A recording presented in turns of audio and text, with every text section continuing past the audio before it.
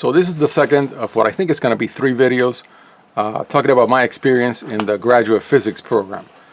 Maybe it'll be 4 videos, I'm not sure. But in the first video, the one before this, I tell the story from 1988 to 1995, how I landed in a PhD program. So now I'm picking up from that story, if you've watched that video before this one.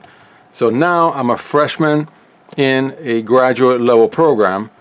So now I can talk about things like courses, but also you really need to think about when you get into a PhD program in physics, and it can be in math, it can be in anything, in any field basically. All those programs have courses that you take, and then a group of qualifying exams that you take.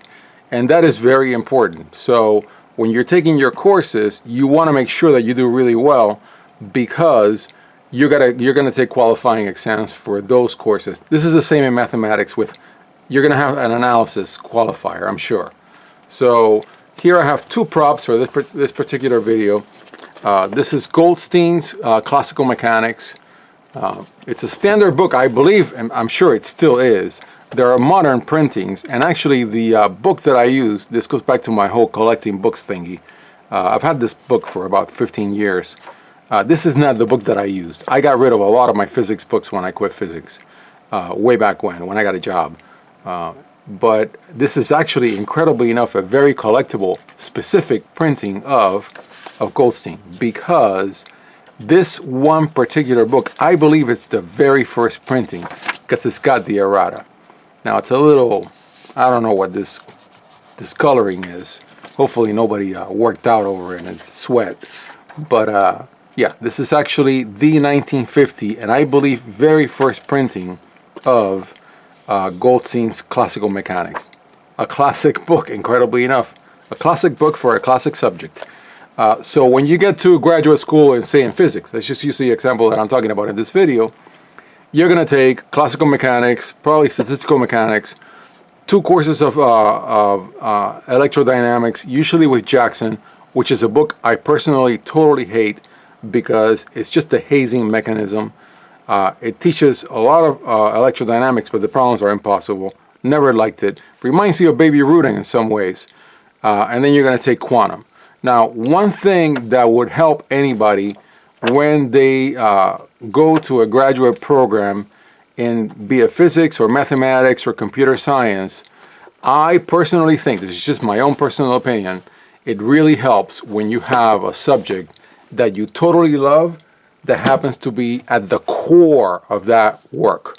So for example, if you land in a graduate math program and you are totally crazy about analysis, that's going to help you, okay? Because that means not only are you going to get most likely A's in your graduate analysis courses, however many you take, maybe like a B here and there, but you're going to do really well on that qualifier. So you got a qualifier exam that's almost like a guarantee, just out of love, out of you really, really wanting to do that. This is my graduate level quantum mechanics book, the actual one. And so it's all torn up. It's got the world's worst binding. I think this book is still being made, I'm sure. Poor J.J. Sakurai died young, left us with a great book. He also has an advanced quantum mechanics book. I've shown him my 1000 subs video. If you want to go watch that video, I talk about it there. So this is my actual copy. It's all torn up. I mean, look at this. You know, but it's an advanced book. This is not an undergraduate quantum mechanics book at all. This is not baby quantum. This is not even undergraduate quantum. And I don't think I kept my undergraduate quantum book. So the theme here, now I'm in graduate school, talking about courses and talking about qualifying exams. It really, really helped me that I loved quantum mechanics. As a matter of fact, the best performance in all of my graduate level courses was in second semester graduate level quantum mechanics. I just got in there, and it just, everything added up, everything synced, and it's because I had already, before I went to graduate school, I had a year where I was taking those bridge courses, and I did some laser physics, because I had done some laser physics as an undergrad in electrical engineering, and I did a little research with somebody on laser physics, and I went through this book, Sargent, Scully, and Lamb. Lamb, Nobel Prize winner, the Lamb shift. Incredibly enough, and this is an incredible book. You know, there's like 100 different quantum mechanics books, but only this book will show you in gory detail, with the example of the laser, how quantum mechanics really, really works. If you went through this book, okay, you will come out and you will never, ever care about all this philosophy of quantum mechanics BS. You'll never care about that, because you'll see that it's just completely physics. It's just real. It really happens, you know. And so this is probably the best quantum mechanics book for anybody who really wants to see how, what is it? How does it really work? So yeah, I went through this book in gory detail when I was doing laser research way back when. And then my final prop, and I think this is only going to be 2 videos. I thought it was going to be 3, but I think the rest of the story for my PhD I can fit into the second video. Then the second year was quantum field theory, and so if it helps you to have a course that you really love, like say analysis or abstract algebra in the case of mathematics, or quantum mechanics in the case of physics, or say the design of programming languages in computer science, or maybe you really like algorithms for computer science, that's going to be your core when you do your PhD, all right?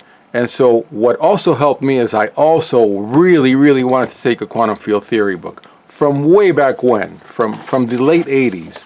And this is really, I think, the best one.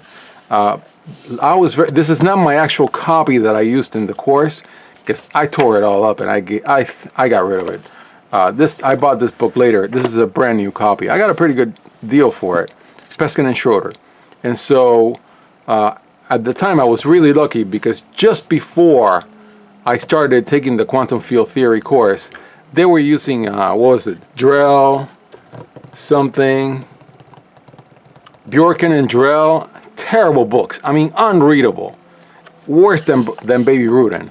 And so this book had just come out. As a matter of fact, the copy that I had all these errors in it. You still had to go to the website and look at all the errata, which I think you still do, but I'm sure it's gotten better.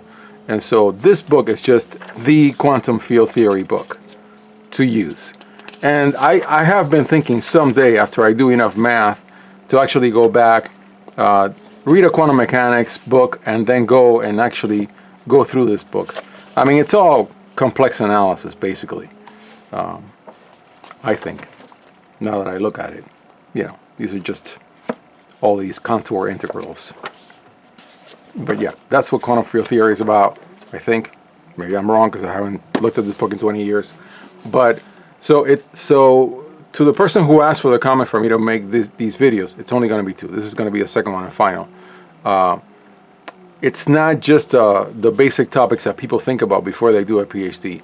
You have to think about your qualifiers. You have to think about what are your courses that you're really going to like. What are the subjects that really drive you? That's going to drive everything you do, because that's your love for the subject. And then in my case, I was very lucky that I really, really wanted to do quantum field theory. And I took a class, a 2-semester class, where we went through this, almost the whole book. So then the final topics that I have to finish off this video is your graduate advisor. Boy, is that an important decision. People don't think about it too much, even when they're applying to graduate school, or when they're in graduate school. Your graduate advisor can make you or break you, can really make up for a very unfun PhD, can make for an awesome PhD. I was very lucky. My graduate advisor, 5 years, finished the PhD from beginning to end, no issues, got published into a physical review letters. If anybody knows in physics, that's usually the best journal to publish when you're doing your PhD, or when you're actually doing any research. And so it worked out great. I selected a really good advisor. He had a family life that's very important for me, and it really, really helped. And I think I've covered pretty much everything that I wanted to cover. So I'm going to put out these 2 videos. They're going to be a week apart. Write me in the comments if you want me to say something else. I'll probably fit it into comments, and if there's something big that I forgot, or something big that somebody wants to know, I'll either put it in an answer to the comments, or maybe I'll make a 3rd video. I don't really know. But I think this is good enough for what would answer the mail, as they say.